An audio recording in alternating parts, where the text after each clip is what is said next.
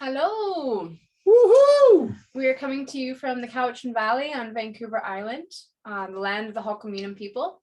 I'm with Martin Comtois today. My name is Dayana Robinson, and we're excited to dive into the energies ahead for this week as it culminates to the new moon solar eclipse on Saturday. So it's going to be at 1:28 p.m.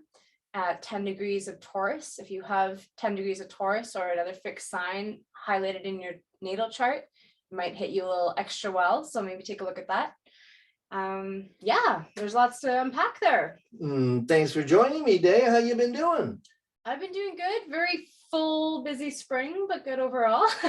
It seems like that's what we're all going through, huh? Yeah. It's like having to really deal with so much going on, like I was thinking about this back to normal thing, so we're back to normal. We're back to overworking and go, and not really having enough time for ourselves, which seems to be kind of the disease of the age.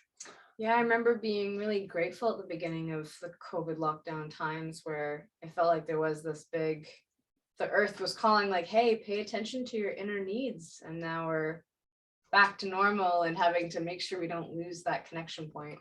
Well, also spring, it's a real big time of feeling like we need extroversion. We need people stimulation, especially that we've been kept up into kind of this cocoon for so long, psychological cocoon. Now we're coming out, but we're expecting so much out of it, and that we're just filling our calendars so full.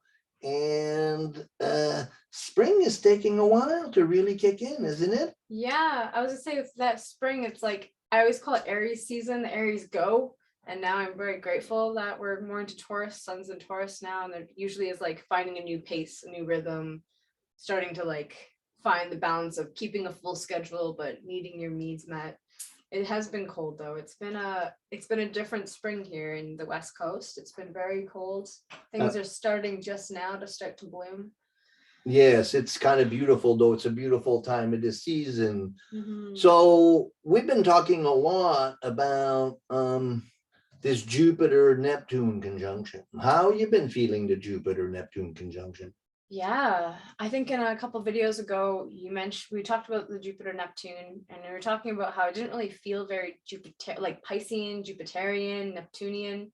And then we found that that final dispositor was in Aquarius. The Saturn. Or Saturn, sorry. Yeah, Saturn in Aquarius. Holding it down. And so now with so much in Pisces now, I definitely feel a lot more Pisces energies. There's this like high, low, big quest and call to like spiritual practice, but also this like gremlin in me, at least I call it the gremlin that wants to always escape. Right, the Piscean energy. So on the table right now we have the moon is in. So today is Tuesday. On what's the date? Monday. Monday. Maybe on Tuesday though. Okay, so now we have a moon Saturn conjunction, and on Tuesday the moon comes into Pisces, and it's going to make a conjunction with Mars. And so now we have, so that's Tuesday and Wednesday. What's the dates of those days? That would be the 26th and 7th of April. The 26th and 27th of April, 5 planets in Pisces. And as Wednesday comes along, we're going to have a moon, Venus, Jupiter, Neptune triple conjunction, four-way conjunction. That's the 27th. And that, so then we're, and then slowly after that, Mars will come and conjoin Jupiter and Neptune. And with those 5 planets, the Piscean energy this week's going to be kind of over,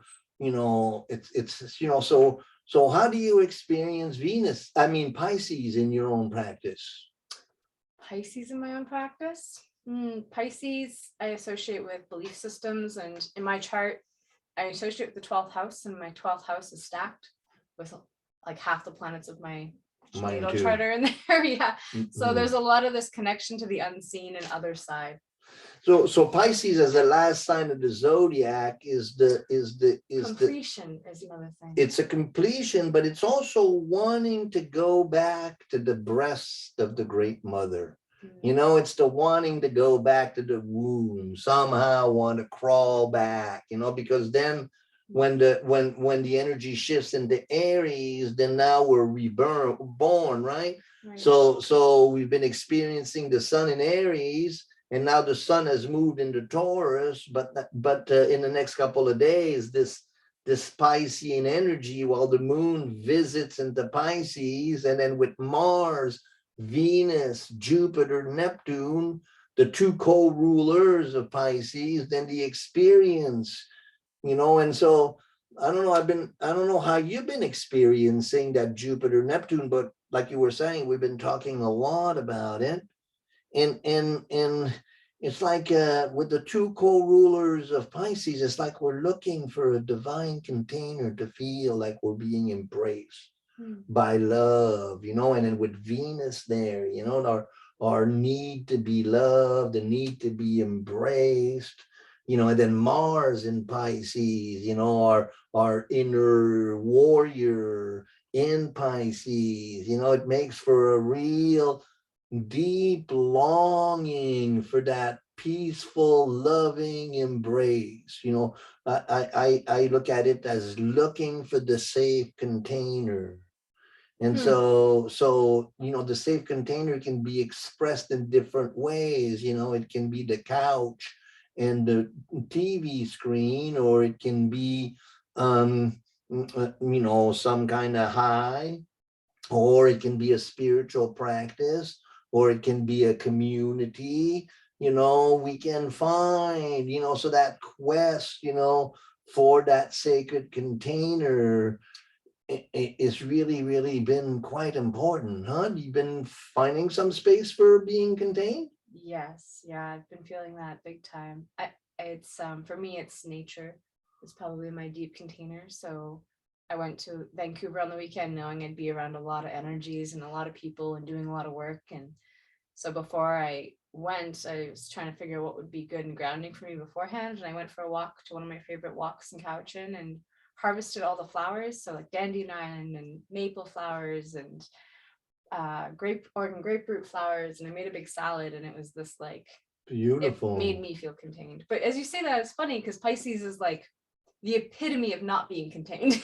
Well, that's the thing, is that no there's the shadow of it. And like I've been feeling myself kind of overwhelmed by not being contained. You know, how does that, you know, that you know, Pisces creates the need to be contained. So we're searching for the safe container, and that can be experienced in a very depressive way.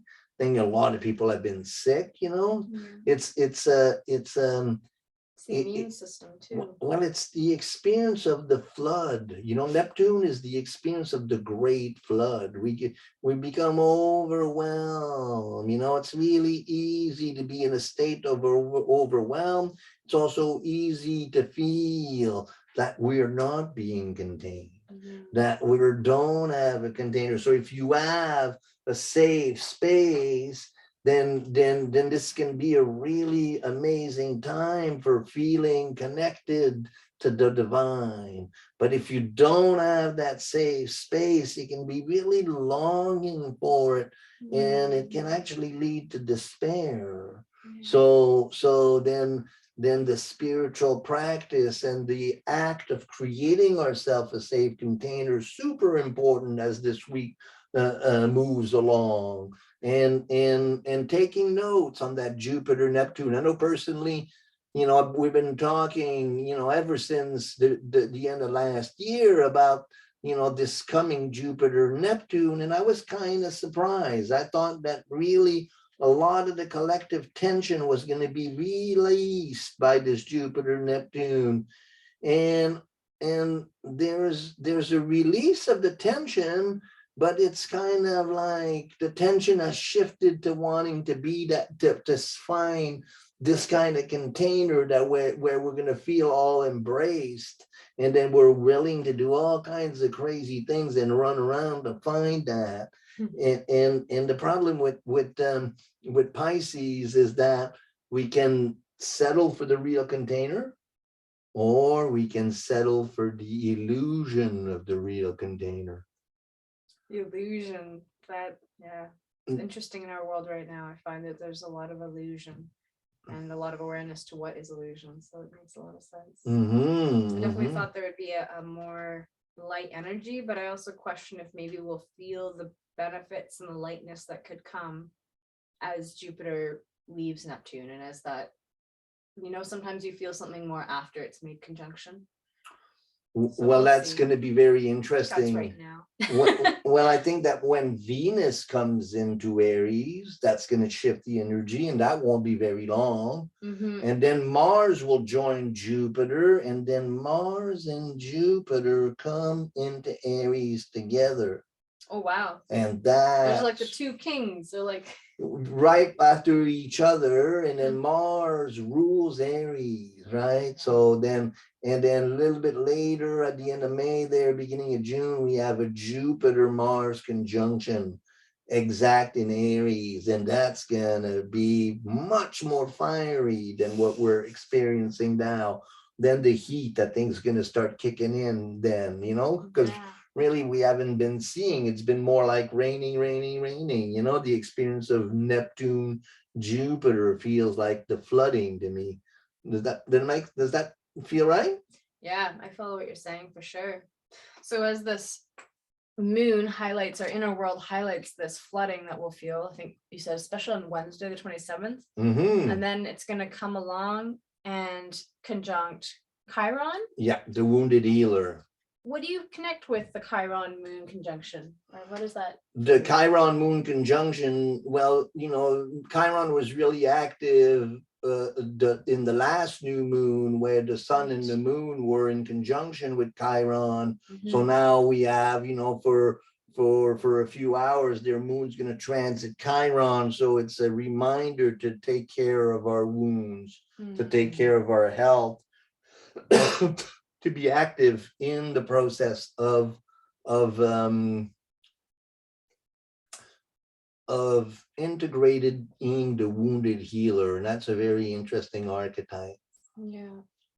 And then as it continues, so Friday into Saturday, I guess this is more Saturday, I think late Friday, moon comes into Taurus. That's right. And then 10 degrees is the exact point where Taurus and the sun meet for that new moon eclipse.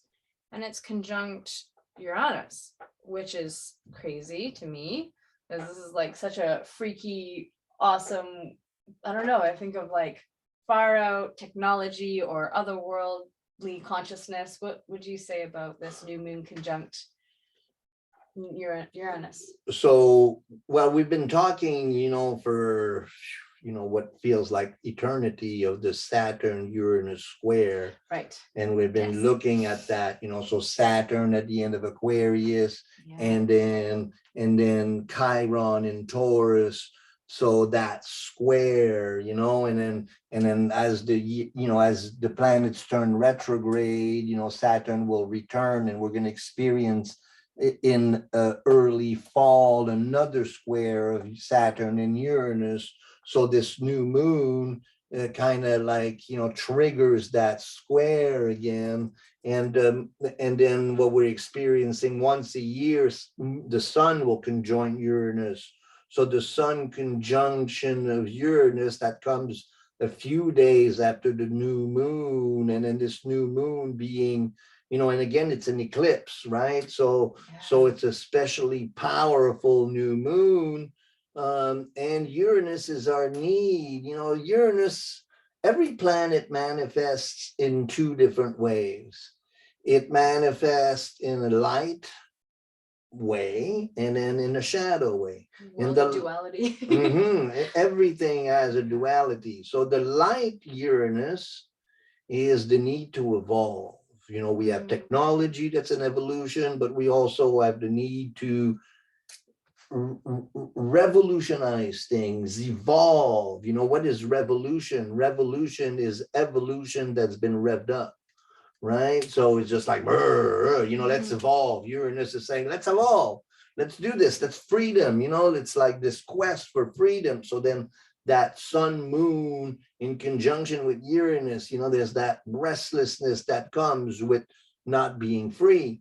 And so that need to be free. On a shadow perspective, one feels trapped. So Uranus takes a lot of energy to integrate in the, because it's a collective planet, the collective need to evolve, and how to integrate that into my own. I can be a victim to it, but to actually integrate and have a rapport, a relationship with Uranus requires a tremendous amount of effort in terms of facing where I feel trapped. So in a lower octave of expression, there's a real struggle there for freedom. I want freedom, and so that really animates what we've been going through in terms of that Saturn-Uranus square, right? And with this new moon eclipse, we're liable to really experience that need for freedom, for Uranian evolution, or to feel trapped in our situation.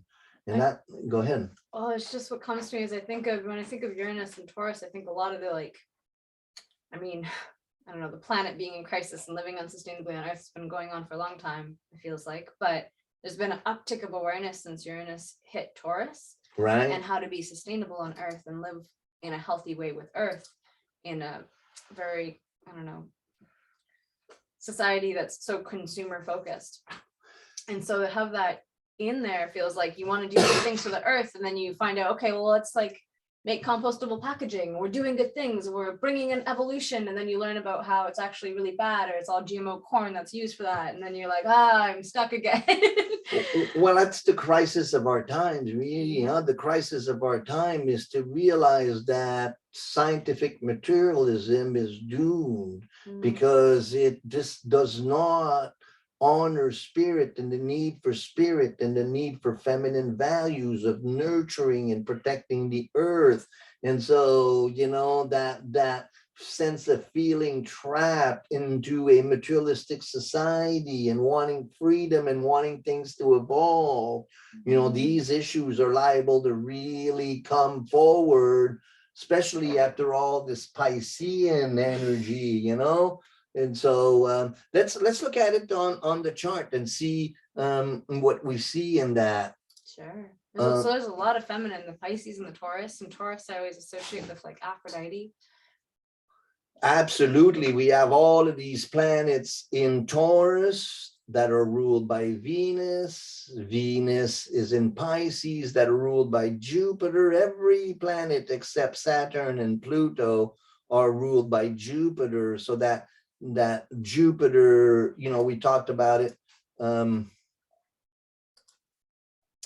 earlier about this Jupiter, Neptune, Pisces, and then Mars is coming there, and then on Wednesday the moon will be joining that, so really pay attention to that. And then now the new moon, this is Saturday at 1 o'clock, and that falls on the MC. And so that is and then the nodal axis there, so that's the eclipse. So an eclipse is when the sun and the moon, whether a new moon or a full moon, fall within 18 degrees of the nodal axis. That's going to be an eclipse. So, and that eclipse falls with the Uranus conjunction. So that means moon, just a few hours after the new moon, the moon will connect with Uranus. And so there'll be the moon Uranus conjunction that happens once a month. And then a few days after, about a week after, Sun conjoins Uranus. And so that happens once a year. So that Uranian need to evolve or a feeling trapped, you know, because if you think about it, the need for freedom comes from the experience of being trapped, right? It's true. So they're related. You know, the myth of hello, the myth of hello, I'm not thinking. Prometheus. You know the myth of Prometheus? The light bringer who The light bringer has his liver eaten out every day. Exactly. Yeah. So Prometheus is the archetype that is most often associated with Uranus. Okay. So Prometheus was a Titan. So a Titan is not a god. It's not a human either. And so he gained special privilege because he manufactured a sickle by which Jupiter, Zeus, overran Saturn and castrated him. Because of that, Prometheus gained special access. And it's interesting because the same story happens between Uranus and Saturn. You know, so Uranus is the father of Saturn. Saturn is the father of Jupiter. So those three planets are always really closely related, and it's the king of the gods, you know. So now in our culture, Jupiter has been king of the gods, but before that it was Saturn, and before that it was Uranus, and they were all fathers of each other.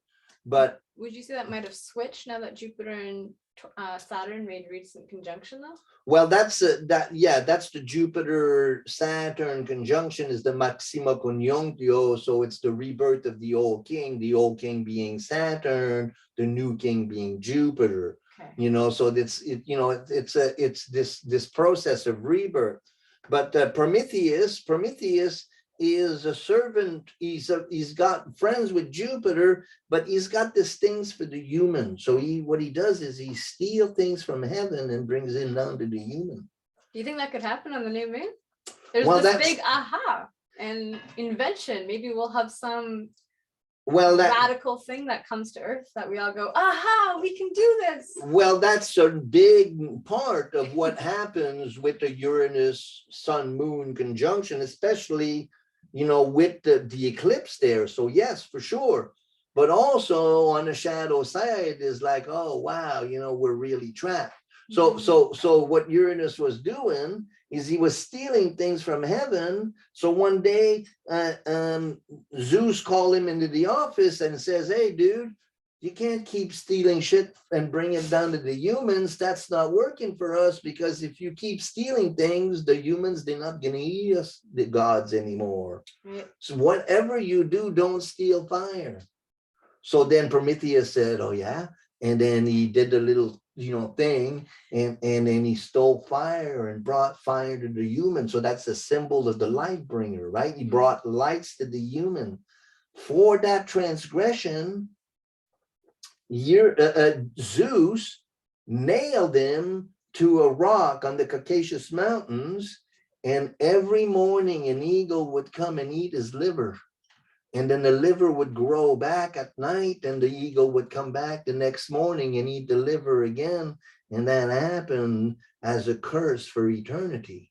Mm-hmm. You know, so so then, yes, we get the sense of, possibility, but then there's always a great price we pay for stealing fire, you know? It's kind of like the price you pay for evolving, because it's like this constant evolving, as the liver is constantly helping us evolve, but it comes at a cost. Well, it's just like the computer age. It gives us great benefits, but then we're nailed to the rock of being in front of the computer always. Yeah. So, you know, so then, you know, or becoming a slave to the phone.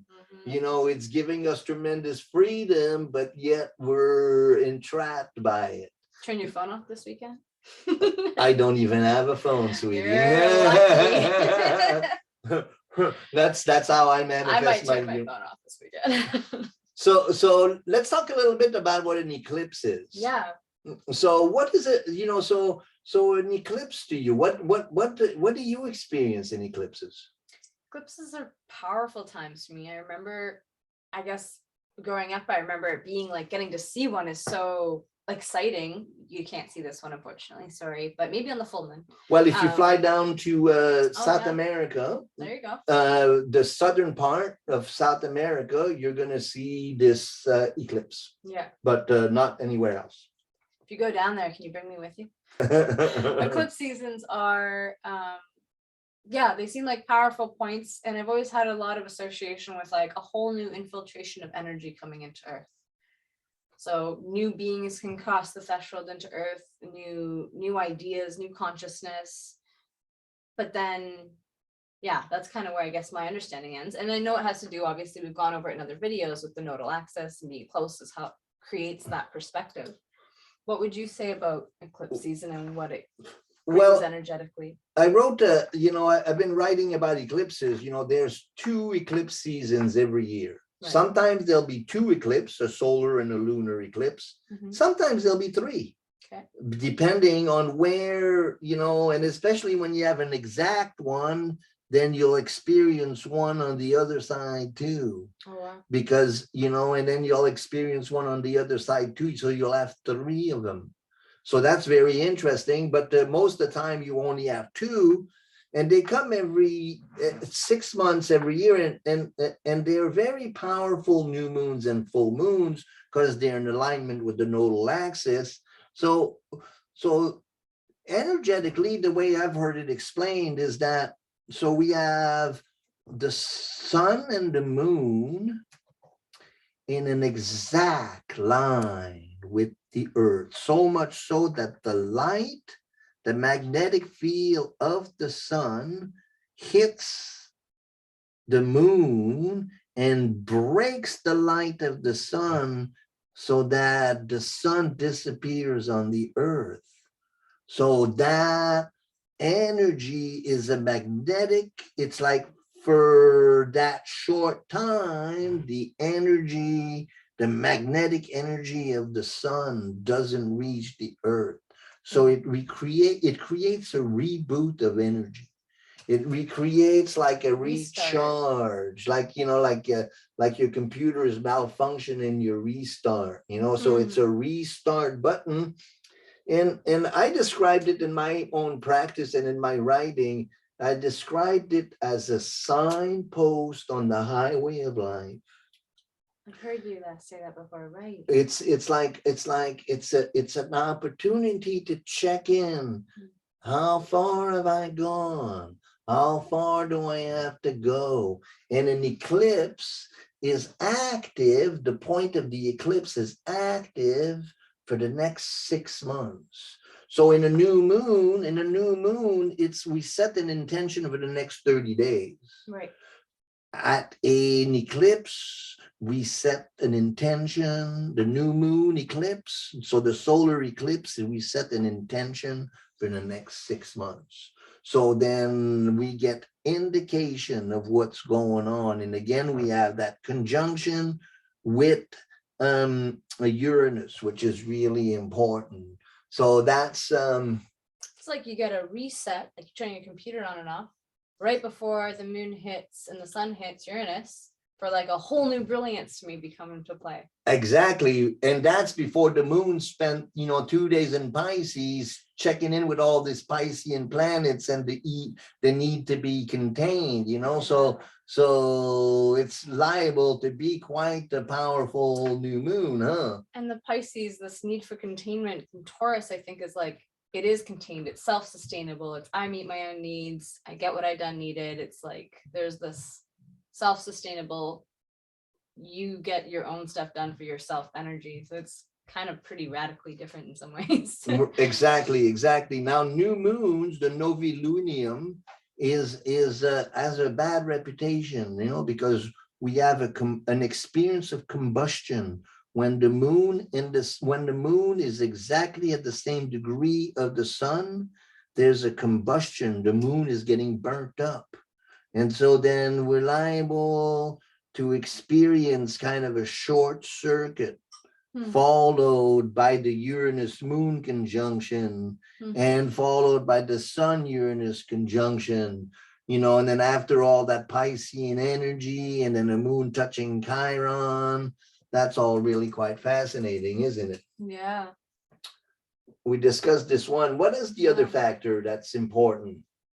The other thing that's going to be happening during this time is Mercury. Mercury comes into Gemini, huh? Yeah. That's fascinating. What does that mean to you? Well, it's definitely in its happy place. Mercury rules Gemini, or Gemini, yeah, Mercury rules Gemini. And I think that exactly in the degrees it's in now, it's going to be going retrograde over later on in the month.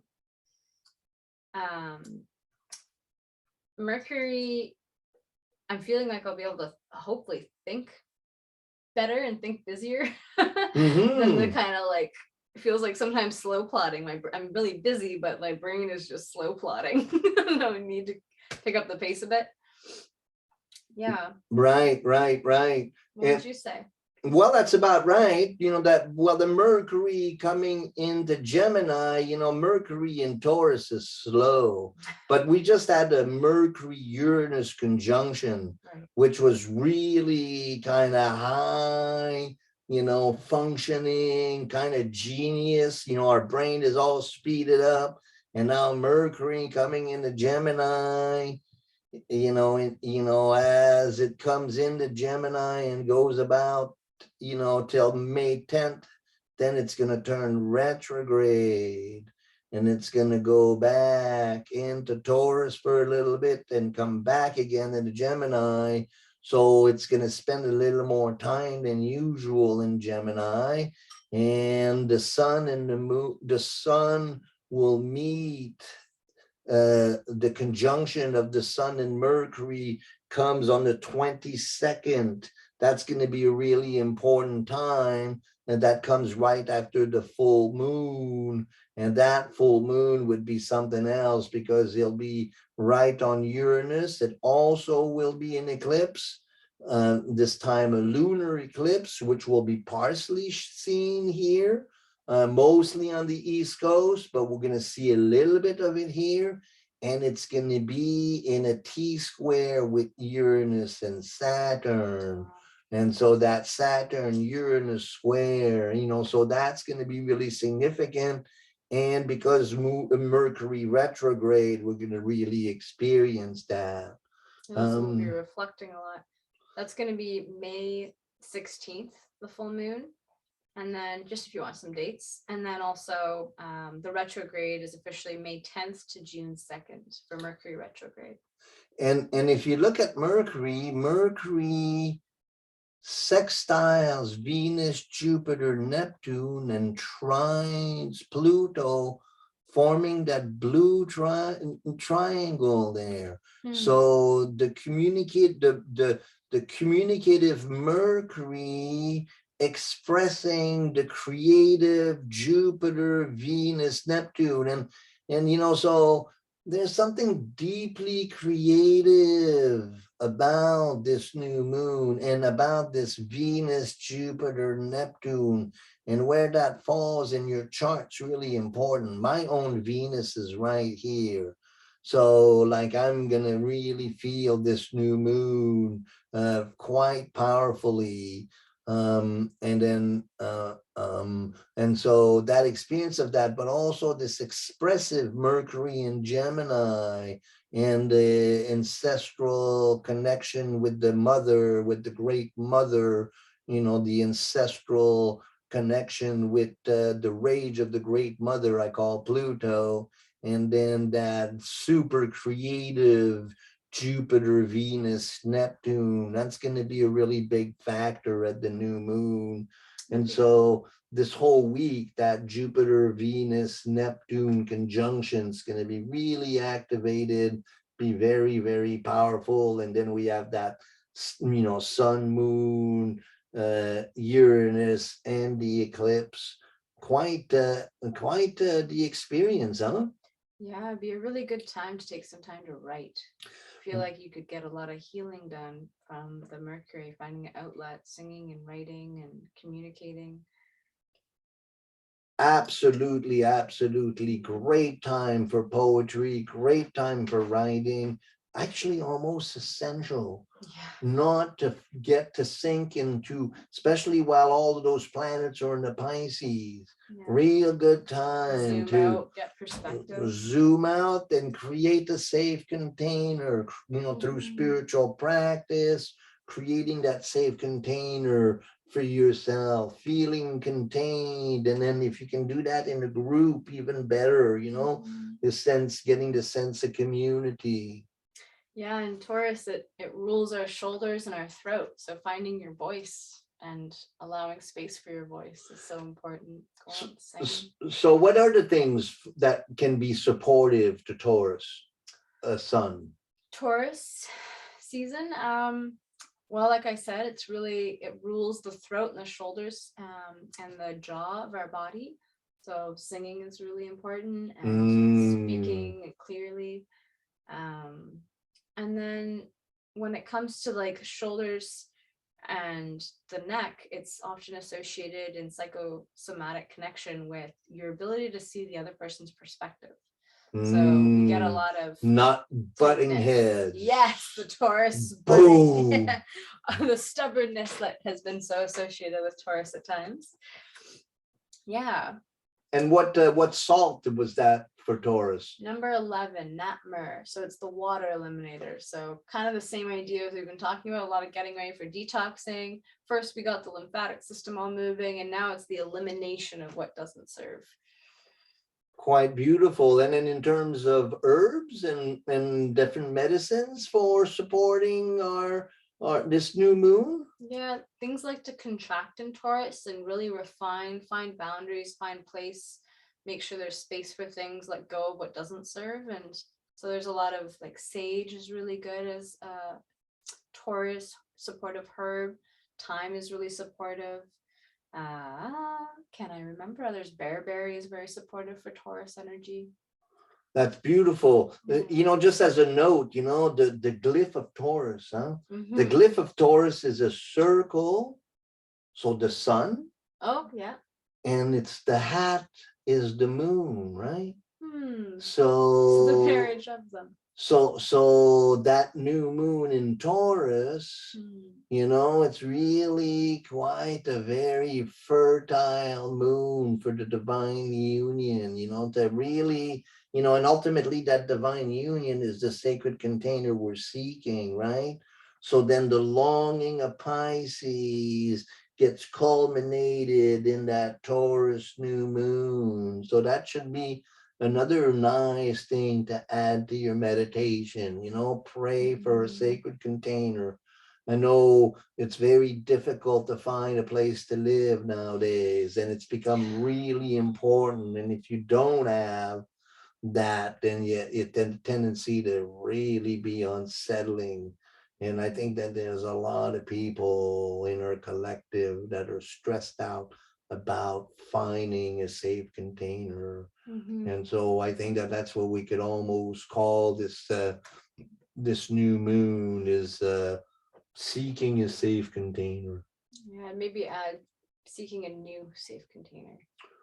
Or it could be the old one. I think that, I think you're really lucky if you have, or the renewal of the safe container. I like that too, because this is this new energy. It's the solar eclipse. It's the new moon. It's making aspect with Uranus. There's a lot of like quest for evolution, right? So the honoring of the sacred container, right? If you have one, be grateful. Yeah, take care of it. And take some time to do your spring cleaning, to really get into, share it with your family, make a beautiful dinner, have a little prayer, expressing gratitude. And if you don't have a sacred container, then you can create a sacred container, like the plight of the gypsy. I really, for a long time in my life, I could never find a safe place. I'm probably feeling right now the most safe I've felt in a very, very long time. And so, the gypsy is always looking for home, and you can never find it. So what happens to the gypsy is wherever he is, wherever he lays his head, that's home. So then he knows how to do the sacred rituals to feel home in the moment. Because ultimately, feeling home in the moment is because the nature of the material world, things may shift at any moment, and so to be really finding ourselves home in our spiritual practice, and in a sense, that struggle for home is really the struggle for return to the loving embrace of the divine, right? Yeah. Which is found again in that conjunction of the sun and the moon together. Reminds me, it brings me back to like, I've struggled a lot with finding safe home in the past as well, and coming back to what held me as my body is my home. And keeping a healthy, strong body this time of year, and as we cleanse and get ready for this new solar year that we're in now, and Pisces with the immune system focus and the boundary focus, making sure we're caring for our boundaries, caring for our body, caring for our home. There is a lot of sickness going around, and I think it's from a long time of stress. It's one of the biggest things, and so really and not feeling it. really safely contained, and then pushing too hard. Boy, do we ever push ourselves, like, wow. And that's something about the materialistic scientific society, is it doesn't respect the fact that humans need downtime. Humans are not meant to work all the time. Humans are meant to create and to have spiritual practice and spiritual connection. And so this evil spiritual, the scientific materialism, we gotta kind of shift that shit because it's driving us nuts. Yeah, cancer has been coming up a lot in my workplace, of people coming in having cancer return, and it's quite sad. And one of the last ones that hit me really hard was this pretty young lady. She was in her early 30s, and she had a home husband. She just had a 3-year-old. She just felt like she had just made it. Like, she was so happy and excited she had made it. And yeah, she was younger than 35, and then she got a terrible diagnosis of cancer. And my heart goes out, and I wouldn't wish it on anyone, but I wasn't surprised to hear it, because when you go so hard to make it and you do everything right, and like, how much energy did that take when you had to fight for it versus learn to allow it and receive it and work with it? And I don't know her background or what her story really was, but it is a concern with cancer to see how much we overextend, and then something comes at a cost always. Absolutely, absolutely. Such an important, it's like, health, you never really appreciate it till you lose it. And once you lose it, dude, the quality of life goes down. So then really taking care of your health is the most important thing you ever do.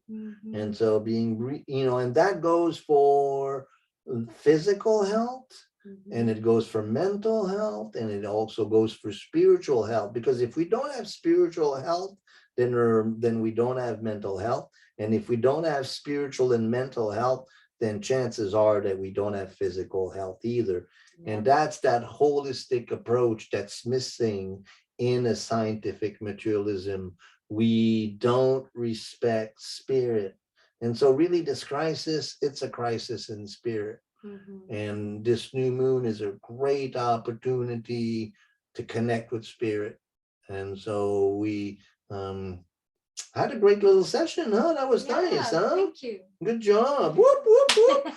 So subscribe to our channel. We're up to 361 followers. So thank you, every one of you that's joining us and that's supporting. And please share, comment if you have any questions. And we'll see you for another video on the coming lunar eclipse coming on May 16th, which is Annie's birthday. That should be fun. Yeah, for sure. In the meantime, take good care, take good health. it's a wild week ahead, but the new moon in Taurus on Saturday should hopefully bring some new awareness and some grounding to the week that we're gonna have to get through first. Mhm. And we tried to go a little deeper today, and we tried to go a little bit more spontaneous, and I think we did a good job, huh? Yeah, I like this flow. Cool, Yeah. cool. Well, thanks Let for us know what you think. yes, please do let us Yeah. know what you think, and thanks for joining us, and we'll be over and out. Whoop, whoop, So whoop, much whoop. love. Okay, I'm gonna hit the button. I think it's the